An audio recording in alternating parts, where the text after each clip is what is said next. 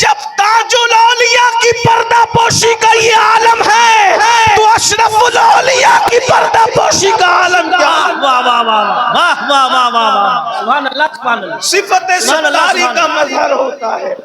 پھر مخدوم حضرت پیر سیدی علاؤ الحق پنڈوی رحمت اللہ علیہ کے دیار میں ہم سب عرس حضور اشرف الاولیاء کی محفل میں حاضر ہیں. تھوڑی دیر کے لیے میں حاضر ہوں اس لیے کہ مجھے جانا ہے، اس لیے کوئی طویل گفتگو کرنے کی بجائے حضور اشرف الاولیاء کی بارگاہ میں خراج عقیدت پیش کر کے جلدی آپ سے اجازت چاہوں گا. حضور اشرف الاولیاء رحمت اللہ تعالی علیہ اللہ رب العزت کے ایسے برگزیدہ بندے ہیں کہ جن کے بارے میں ہم آنکھ بن کر کے یہ کہہ سکتے ہیں کہ وہ پیدائشی ولی ہے. اس کی وجہ یہ ہے کہ مجدد میت ماضیہ امام اہل سنت نے حضور غوث پاک کے لیے یوں عرض کیا کہ جو تیرا طفل ہے کامل ہے یا غوث، جو آپ کا بچہ ہے وہ پیدائشی طور پر کامل ہے. اور لوگوں کو کامل ہونے کے لیے پیدا ہونے کے بعد محنت کرنی پڑتی ہے، لیکن غوث پاک کے گھر میں پیدا ہونے والا بچہ پیدائشی کامل ہوتا ہے. اور وہ حضور غوث پاک خانواد اشرفیہ وہ ہے جہاں غوث اعظم اور غوث العالم یہ دونوں سمندر مرج البحرین کے طور پر یکساں ملتے نظر آتے ہیں. اور اشرف الاولیاء اسی مرج البحرین کے در مکنون ہیں جن کو ہم آنکھ بند کر کے کہہ سکتے ہیں کہ وہ پیدائشی ولی ہیں. واہ واہ واہ سبحان اللہ. میں اپنی گفتگو کو اب کسی اور طرف لے جانے کی بجائے حضور غوث العظم دستگیر شیخ عبد القادر جیلانی رضی اللہ تعالیٰ عنہ نے ایک ولی کی 12 صفت کو بیان فرمایا. ولی کون ہوتا ہے؟ ولی کسے کہتے ہیں؟ بس 10 سے 12 منٹ میں میں اپنی بات پوری کروں گا. آپ ولی کی پہچان آپ کو مل جائے گی، آسانی کے ساتھ آپ پہچان سکیں گے کہ ولی کس کو کہتے ہیں. سرکار غوث اعظم جو ولایت تقسیم کرتے ہیں، جن کے در سے جن کے گھر سے ولایت تقسیم ہوتی ہے، وہ ارشاد فرماتے ہیں جب تک انسان میں 12 صفات پیدا نہ ہو جائے اس وقت تک وہ اللہ کا ولی نہیں ہو سکتا.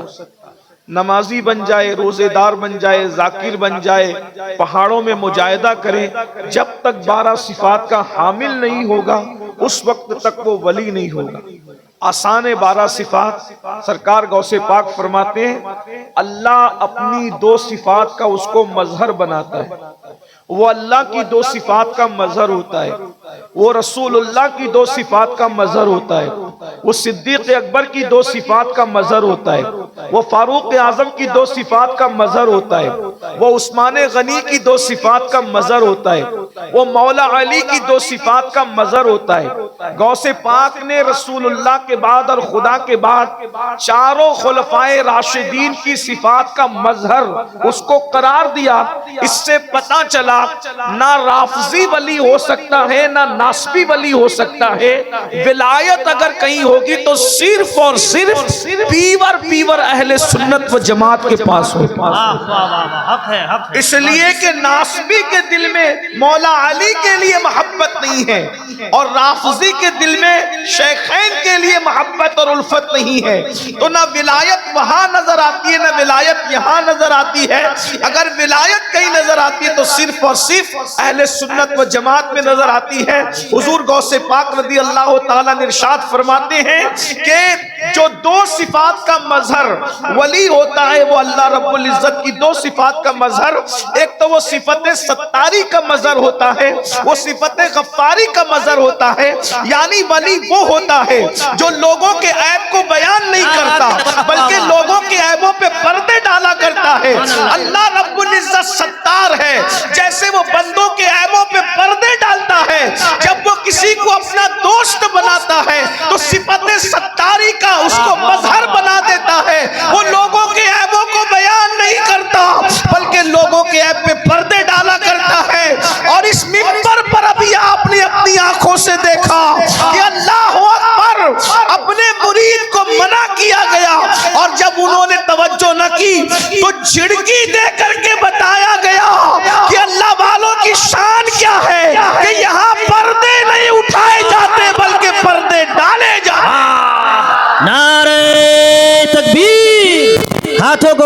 کہ نعرہ رسالت، نعرہ حیدری، سبحان اللہ سبحان اللہ۔ جب تاج الاولیاء کی پردہ پوشی کا یہ عالم ہے تو اشرف الاولیاء کی پردہ پوشی کا عالم کیا؟ واہ واہ واہ واہ واہ واہ واہ واہ، سبحان اللہ سبحان اللہ۔ صفت ستاری کا مظہر ہوتا ہے، پھر فرمایا وہ صفت غفاری کا مظہر ہوتا ہے، یعنی وہ لوگوں کو معاف کرتا ہے، اپنی ذات کے لیے وہ لوگوں سے لڑائی جھگڑا نہیں کرتا، اس لیے کہ ذات کے لیے لڑنا کا کام ہوتا ہے، ذات کے لیے لڑنا یہ اللہ والوں کا کام نہیں ہوتا، وہ صفت غفاری کا مظہر ہوتا ہے۔ اس آیت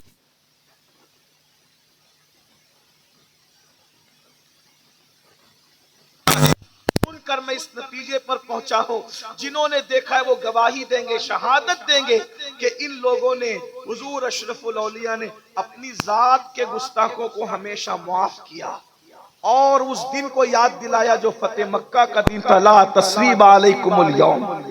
اور یہاں تو چشتیت ہے، اور خاص طور پر یہاں چشتیت اور قادریت کا بھی سنگم ہے۔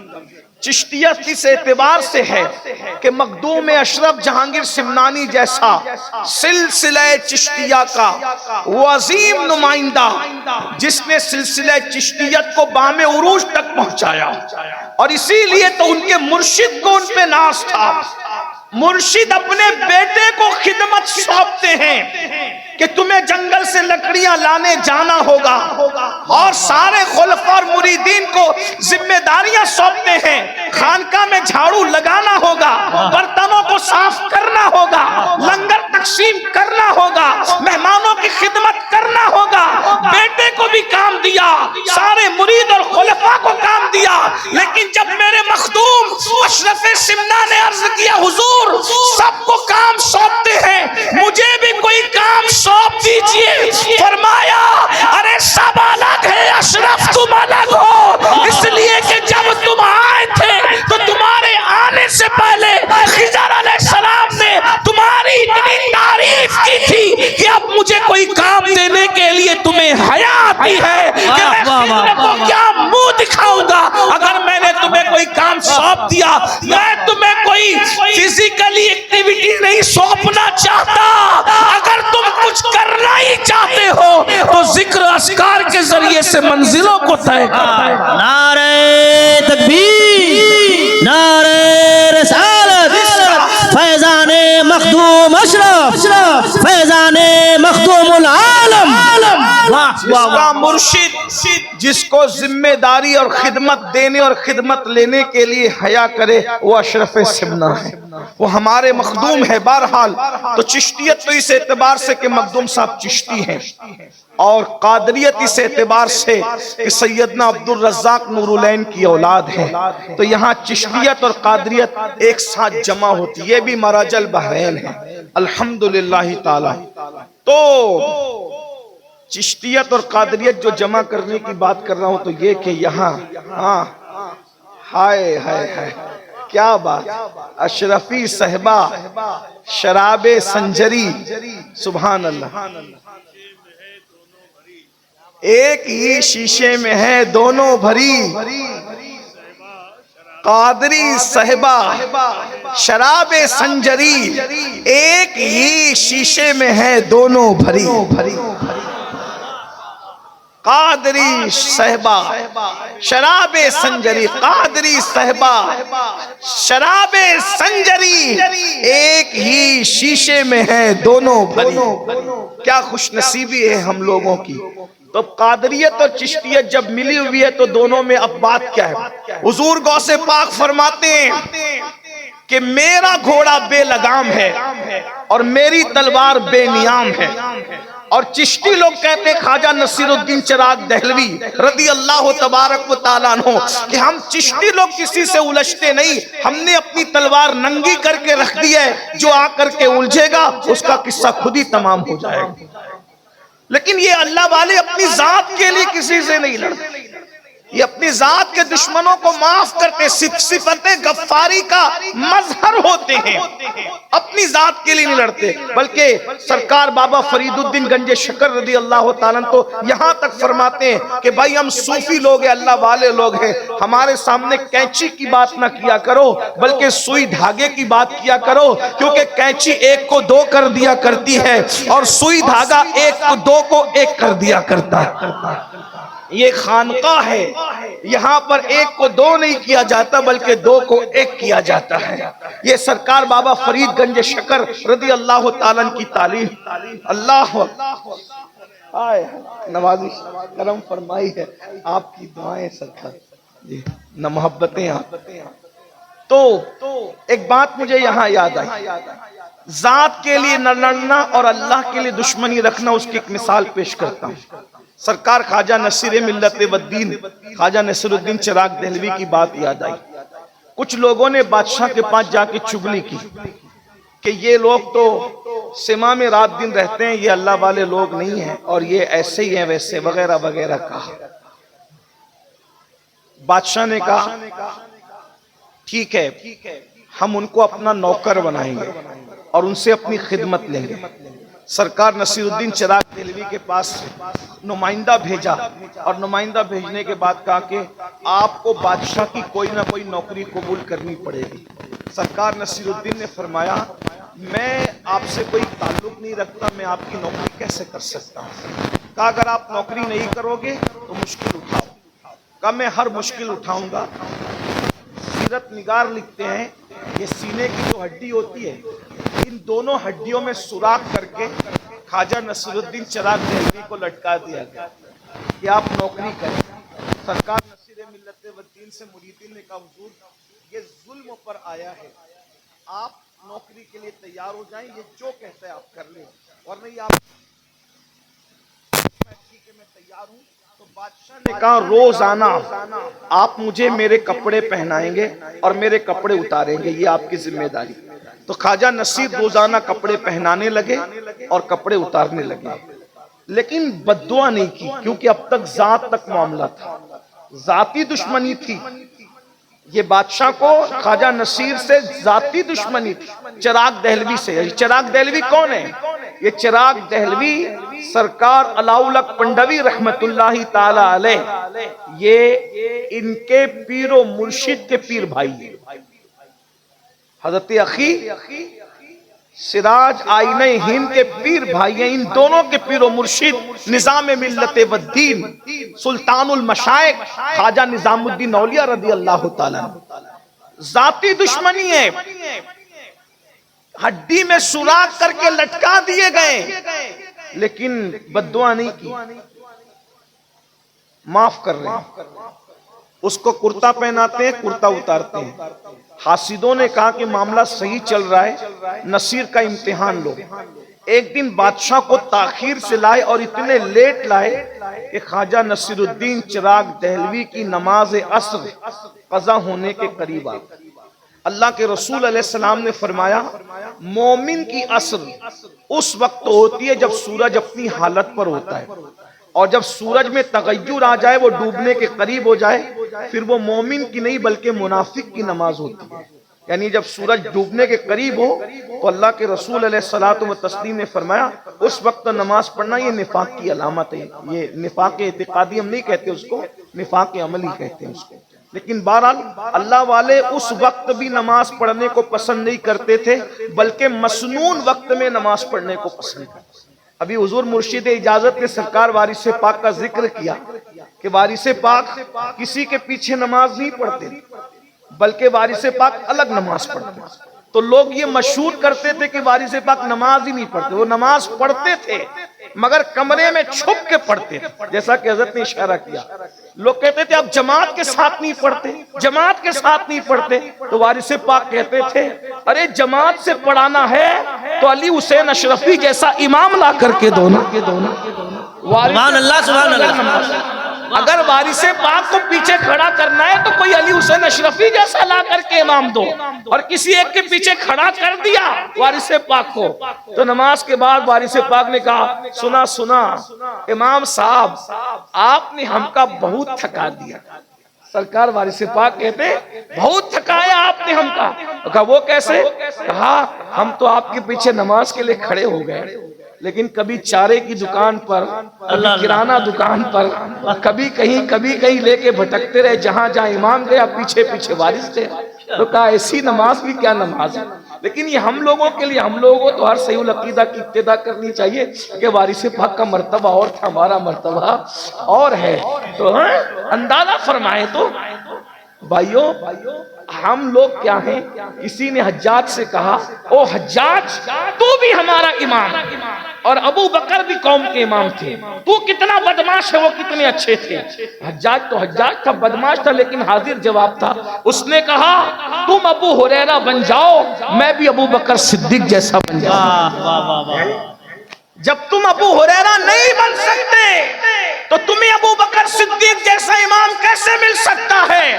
بس میں یہی آپ سے کہنا چاہتا ہوں، جب ہم وارث پاک نہیں بن سکتے تو ہمیں بھی علی حسین اشرفی میاں جیسا امام نہیں مل سکتا۔ سود کھاتے رہو گے، حرام کھاتے رہو گے، عورتوں پہ بد نظری کرتے رہو گے، اسی طریقے سے اپنی بیٹیوں کو بازار اور ولیموں میں بے پردہ گھماتے رہو گے، اور پھر سوچو کہ ہمیں بھی اعلیٰ حضرت اشرفی میاں جیسا امام مل جائے۔ تو بات ایسی ہے نا، جیسے ہم رہیں گے ویسے، جیسے ہم ویسے ہمارے امام، جیسے ہم ویسے ہمارے پیر، جیسے ہم ویسے ہمارے مشائخ۔ ارے تو خسرو بن، تیرا پیر نظام الدین محبوب الہی تو ہے نا۔ پیر کو تلاش کرنے کی ضرورت نہیں، ہم نے خسرو بننا ہے۔ اگر تو اشرف سمنا بن جائے تو علاء الحق پنڈوی جیسا پیر ہوگا۔ کیا بات ہے، واہ واہ واہ۔ اگر تو اللہ اکبر قطب الدین بن جائے تو تجھے معین الدین غریب نواز جیسا پیر مل جائے گا۔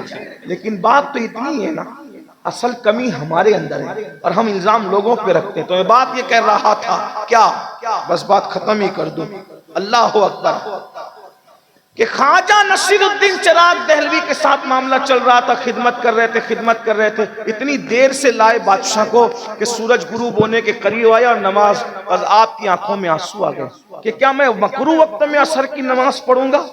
غصہ آیا۔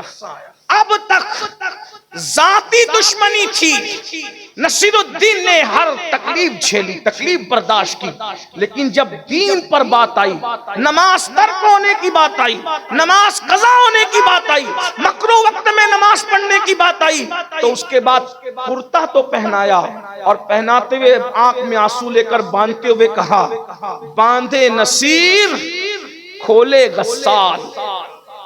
یہ ولی کی زبان ہے، یہ ولی کی زبان ہے۔ گفتے اللہ بوت گرچہ از حلقوم عبداللہ بوت، اس کی بولی گویا کہ خدا کی طرف سے ہوتی ہے، وہ اللہ کا ولی بولتا ہے، مگر ولی کی زبان پر خدا کا فرمان جاری ہوتا ہے۔ کہ شان سے کہا باندھے نصیر کھولے غسال، یعنی نصیر باندھ رہا ہے اور اس کو مرنے کے بعد اب غسل دینے والا غسال کھولے گا۔ دنیا نے دیکھا آج کے سورج کے بعد کل کا سورج غروب نہیں ہوا اور بادشاہ مر گیا، اس کی روح پرواز کر گئی، اس لیے کہ اب جان کی دشمنی کی بات نہیں تھی، اب اسلام کی دشمنی کی بات تھی۔ تو اللہ کا ولی وہ ہوتا ہے جو صفت ستاری اور صفت غفاری کا مظہر ہوتا ہے، وہ نہ عیب کھولتا ہے اور نہ ذاتی دشمنی کرنے والوں سے بدلہ لیتا ہے۔ دو صفات اس میں رسول اللہ کی ہوتی ہے، ایک صفت یہ کہ رسول اللہ رفیق ہے امت پر اور شفیق ہے امت پر، تو جو اللہ کا ولی ہوتا ہے وہ رسول اللہ کی امت پر رفیق بھی ہوتا ہے اور شفیق بھی ہوتا ہے، یعنی اس کے اندر چڑچڑا پن نہیں ہوتا، وہ لوگوں کو ڈانٹتا نہیں، وہ لوگوں کو گالیاں نہیں دیتا، وہ لوگوں کو جھڑکتا نہیں، وہ امیر اور غریب میں فرق نہیں کرتا. رسول اللہ کی محفل میں جہاں صدیق اکبر جیسے مالدار کو پہلو میں جگہ ملتی تھی، وہیں پر بلال جیسے غریب کو بھی پہلو میں جگہ ملتی تھی. عثمان غنی جیسے کو پیار ملتا تھا مالدار کو، تو ابو ذر غفاری جیسے غریب کو بھی پیار ملتا تھا. اسی طرح جیسے مصطفیٰ جان رحمت امت پر رفیق و شفیق تھے، جب اللہ کسی کو ولی بناتا ہے تو اس کے اندر بھی رفقت اور شفقت کا انداز پیدا کر دیتا ہے. وہ ماں کی طرح پیار کرتا ہے، وہ شفقت دیتا ہے، وہ محبت کرتا ہے. دو صفات اس میں صدیق اکبر کی ہوتی ہے، وہ صادق ہوتا ہے، وہ مصدق ہوتا ہے، یعنی کہ وہ سچ بولتا ہے اور سچ کی تصدیق کرتا ہے. اور دو صفات فاروق اعظم کی ہوتی ہے، وہ امر بالمعروف کرتا ہے، نہیں انل منکر کرتا ہے. امر بالمعروف کا مطلب یہ ہے وہ نیکی کا حکم دیتا ہے اور بری باتوں سے منع کرتا ہے. اس کے سامنے جب کوئی برا کام کیا جائے وہ بے چین ہو جاتا ہے، وہ برائی کو روک دیتا ہے. امر بالمعروف اور نہیں انل منکر، نیکی کا حکم دینا، بری بات سے منع کرنا، یہ اللہ کے ولی کی پہچان ہے. دو صفات اس میں عثمان غنی کی ہوتی ہے. ایک تو وہ دین کو سخاوت کرتا ہے اور رات کو عبادت کرتا ہے. اس کا مطلب یہ ہے کہ ولی لوٹنے والا نہیں ہوتا بلکہ ولی لٹانے والا ہوتا ہے. ہم نے ہر ولی کو لوٹتے نہیں بلکہ لٹاتے دیکھا ہے. ارے زمین کے اوپر رہتے ہیں تو بھی ان کے نام پر لوگ پلتے ہیں، اور زمین کے اندر چلے جاتے ہیں تو بھی ان کے لنگر پر ہزاروں کا گزارا ہوتا نظر آتا ہے. عثمان غنی کی دو صفات ہوتی ہے کہ وہ دن کا سخی ہوتا ہے، رات کا عابد ہوتا ہے. اور دو صفات اس میں مولا علی کی ہوتی ہے، وہ یہ کہ وہ جاہل نہیں ہوتا بلکہ وہ عالم ہوتا ہے اور وہ بہادر اور شجاع ہوتا ہے. مولا علی کیسے بہادر تھے، کبھی دیوار ہلتی ہے کبھی در کانپ جاتا ہے. علی کا نام سن کر اب بھی خیبر کانپ جاتا ہے. پوری زندگی کبھی علی کے سپر کو کوئی گرا نہ سکا، لیکن مرحب نے ایسا وار کیا کہ مولا علی کی سپر گرا دی. ایک دن علی کی سپر گر گئی، علی نے سزا کیا دی کہ اس کے خیبر کے دروازے کو توڑ کر اپنی سپر بنا کر کے بتایا، علی سے سپر چھینو گے تو تمہارا دروازہ توڑ کر کے سپر بنائی جائے گی. اور اس کے بعد جب اکھاڑ کر کے پھینک دیا 70 لوگ مل کر بھی اٹھا نہ سکے. واہ واہ واہ واہ واہ واہ واہ. فرمایا دو صفات اس میں مولا علی کی ہوتی ہے، وہ بہادر ہوتا ہے اور وہ عالم ہوتا ہے. اب یہ 12 صفات اگر آپ کو کسی میں دیکھنا ہے تو دل دماغ کے دریچوں کو کھول کر ماضی کے جھروکے میں جھانک کر دیکھو تو آپ کو اشرف الاولیاء کی تصویر ابھرتی ہوئی نظر آئے گی. السلام علیکم ورحمۃ اللہ.